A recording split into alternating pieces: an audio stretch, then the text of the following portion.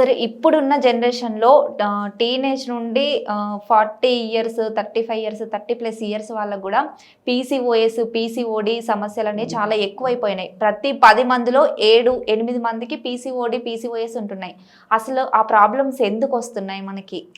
ఈ polycystic ovary syndrome అని ఒకటి, పాలిసిస్టిక్ ఓవేరియన్ డిసీజ్ అని ఒకటి, ఇలా రెండు రకాలు పిలుస్తున్నారు దీన్ని. ఒక సిండ్రోమ్ లా చెప్తున్నారు.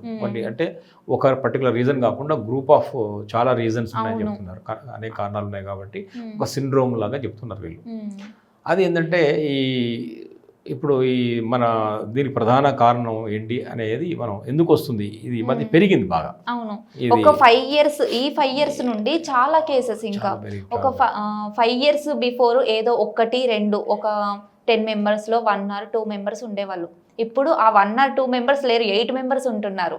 పీసీఓడి, పీసీఓఎస్ అంటాం కదా. ఇది ఏంటంటే బేసిక్గా దీని సిమ్టమ్స్ ఎలా తెలుస్తున్నాయంటే మనకు చిన్నపిల్లలే మెచ్యూర్ అవ్వడం, అవును, ఒక 5 ఏళ్ళు 6 ఏళ్ళు, యాక్చువల్గా 10 ఏళ్ళ తర్వాత అవుతారు కదా, అలా కాకుండా ఎర్లీ చిన్నతనం 8 ఇయర్స్కి 9 ఇయర్స్కి అలా ప్రీమెచ్యూర్ అవ్వడం, ప్రీమెచ్యూర్ తక్కువ వయసులోనే మెచ్యూరిటీ రావడం. దాని తర్వాత రకరకాల బిందా కనుక్కున్నాం, కొంతమందిలో గ్రే హెయిర్ కూడా కనిపించడం. ఈ సమస్యలన్నీ కూడా ఇర్రెగ్యులర్ మెన్స్ట్రుయేషన్ తర్వాత పీరియడ్ ఇర్రెగ్యులర్ అయిపోవడం, కొంతమందికి ఎక్కువ సార్లు కావడం, కొంత పెయిన్ఫుల్ రావడం, ఎక్కువ డ్యూరేషన్ కూడా, ఇవన్నీ చూస్తున్నాం. ఇది సంతాన సమస్యకు దారితీస్తుంది. తర్వాత అనేక సైకలాజికల్ ఇష్యూస్ కూడా కారణం అవుతుంది. ఈ హెయిర్ ఫాల్ లాంటివి, మూడ్ స్వింగ్ లాంటివి అనేక కారణాలు దారితీస్తుంది సమస్య. సో దీనికి ఆక్యుప్రెషర్లో ఒక అద్భుతమైనటువంటి చూసే ప్రేక్షకులు వాళ్ళ ఇంటి దగ్గర కూర్చొని వాళ్ళు దీనికి రెమెడీ చేసుకునేలాగా కొన్ని చిట్కాలు చెప్దాము, టిప్స్ చెప్దాము, ఆక్యుప్రెషర్ పాయింట్స్ కూడా చెప్దాం. చాలా హెల్ప్ అవుతుంది. రెండవది ఏం చేయొచ్చు అంటే ఈ ఫిమేల్ ఇష్యూ, ఇప్పుడు ఇందాక చెప్పిన పీసీఓడి, పీసీఓఎస్, ఏ ఇష్యూ అయినా కానివ్వండి, ఓకే,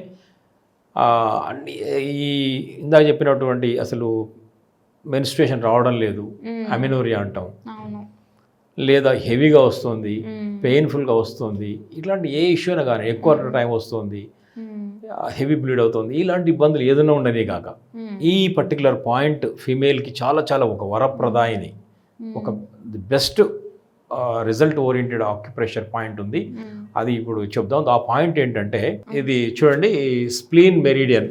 ఇప్పుడు ఈ స్ప్లీన్ మెరిడియన్లో మీరు గమనించండి, స్ప్లీన్ SP6 అని చూసారా, కనిపిస్తుంది ఇక్కడ, క్లియర్గా ఉందా? స్ప్లీన్ 6 ఇది మన బిగ్ టో నుంచి ఇలా ముందుకు వచ్చినప్పుడు ఇక్కడ ఒక యాంకిల్, లోపల యాంకిల్ బోన్ ఉంటుంది, దాన్ని మాల్యులస్ అంటాం. దీని లోపల వైపు ఉండదు మాల్యులస్. ఇది ఇలాంటి యాంకిల్ బోన్ బయట కూడా ఉంటుంది, కాలుకు రెండు వైపులా యాంకిల్ బోన్ ఉంటుంది. సో ఈ లోపల వైపు ఉన్నటువంటి బొటన వేలు వైపు ఉన్నటువంటి యాంకిల్ బోన్, ఈ యాంకిల్ బోన్ నుంచి 4 ఎవరైతే ట్రీట్మెంట్ చేసుకోవాలనుకుంటారో వాళ్ళ 4 ఫింగర్స్ పెట్టాలి. ఇక్కడ నుంచి పెట్టినప్పుడు ఇక్కడ SP6 అనే పాయింట్ ఈ కాలు మధ్యలో వస్తుంది, పైకి పెట్టాలి. ఇప్పుడు మరి పిల్లలు చేయాలనుకున్నప్పుడు వాళ్ళ చేయి పెట్టాలి, వాళ్ళ 4 ఫింగర్స్ పెట్టాలి, మళ్ళీ మదర్ పెట్టకూడదు. వాళ్ళ 4 ఫింగర్స్ ఎవరు చేయాలనుకుంటే వాళ్ళ 4 ఫింగర్స్ విడ్త్లో, యాంకిల్ బోన్ మీద నుంచి పైకి 4 ఫింగర్స్ విడ్త్లో ఉంటుంది SP6. స్ప్లీన్ మెరిడియన్లో 6 పాయింట్ అంటాము. ఇది చాలా చాలా అద్భుతమైన పాయింట్, ఎందుకంటే ఈ పాయింట్ దగ్గర ఒక 3 ప్రధాన మెరిడియన్స్ కలుస్తాయి. ఒకటి స్ప్లీన్, రెండవది లివర్, మూడవది కనిపిస్తుంది ఇక్కడ క్లియర్గా, ఇక్కడ చూడండి. ఈ 6 అనే ఒక పాయింట్, ఆక్యుప్రెషర్ పాయింట్ స్ప్లీన్ మెరిడియన్లో ఉన్నది. ఇది ఇందాక ఈ లోపల మీడియల్ సైడ్ అంటాము, లోపల సైడ్ని మీడియల్ సైడ్, దీని నుంచి 4 ఫింగర్స్ విడ్త్ లోపల ఉంటుంది.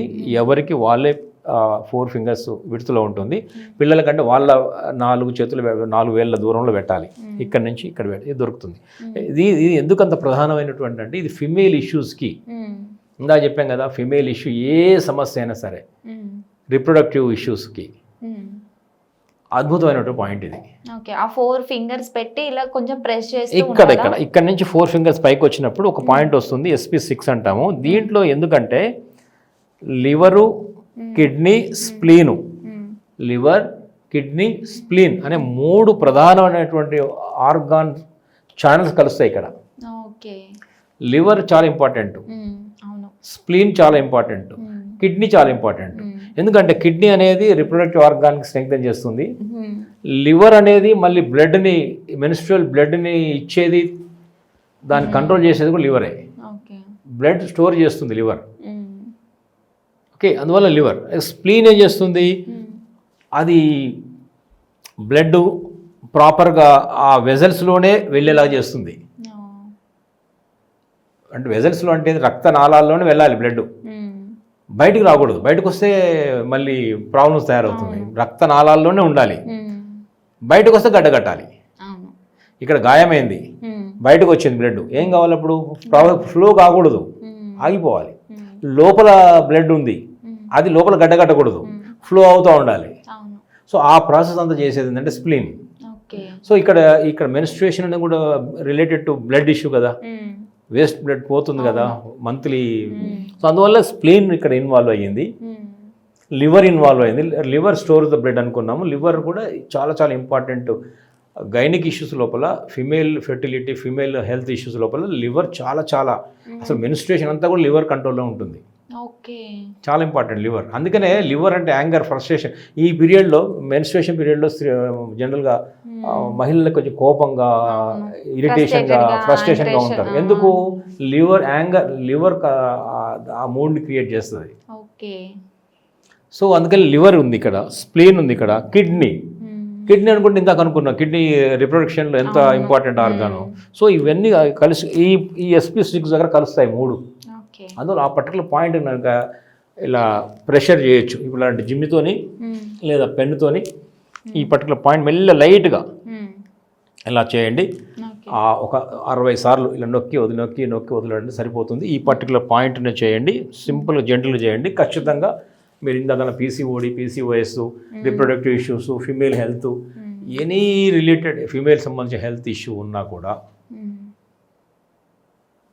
సాల్వ్ అవుతుంది. అయితే ఒక్క కండిషన్ ఏంటంటే, ఇది గర్భవతులు చేసుకోకూడదు, ప్రెగ్నెంట్ విమెన్ చేయకూడదు. చాలా స్ట్రిక్ట్గా చెప్పాలి. Pregnant women Contra indicated this point అని మనం వాడకూడదు అని చెప్పాలి. ఈ పాయింట్ని, SP6 అనే పాయింట్ని గర్భవతులు చేయకూడదు, ఎందుకంటే అది కొంచెం ఇష్యూ క్రియేట్ చేస్తుంది. అంత అద్భుతమైన పాయింట్ ఇది. మిగతా వాళ్ళు ఎవరైనా చేసుకోవచ్చు. అది హెవీ బ్లీడ్ అని చేయొచ్చు, అసలు రాకపోయినా చేయొచ్చు, పెయిన్ఫుల్ అని చేయొచ్చు, ఇబ్బందికరంగా ఉంది అన్నప్పుడు చేయొచ్చు. సో ఈ PCOD, PCOS సమస్యలకు ఈ SP6 అనే పాయింట్, ప్రెషర్ పాయింట్ చాలా చాలా 2 కాళ్ళలో ఉంది. అటు సైడ్ ఇటు సైడ్ 2 కాళ్ళలో ఉంది. లోపల వైపు ఉంటుంది, మీడియల్ సైడ్ అంటాము, దీన్ని లాటరల్ సైడ్ అంటాము. బయట మీడియల్ సైడ్లో మాల్యులస్ అంటాము, అంటే యాంకిల్ బోన్, అక్కడి నుంచి 4 ఫింగర్స్ విడ్త్లో ఉంటుంది. ఈ పాయింట్ చేయండి, ఇది చాలా చాలా హెల్ప్ అవుతుంది. ఇక వీళ్ళకు బేసిక్ ఏంటంటే, వీళ్ళ హెల్త్ సంబంధించి ఇదే ఆ 4-5 రోజులు చాలా కేర్ఫుల్గానే ఉండాలి, ఎందుకంటే కొంచెం కోపంగా ఉంటుంది కాబట్టి కదా. అది అందుకని మనం రెస్ట్ ఇచ్చేవాళ్ళం ఒకప్పుడు. ఇప్పుడు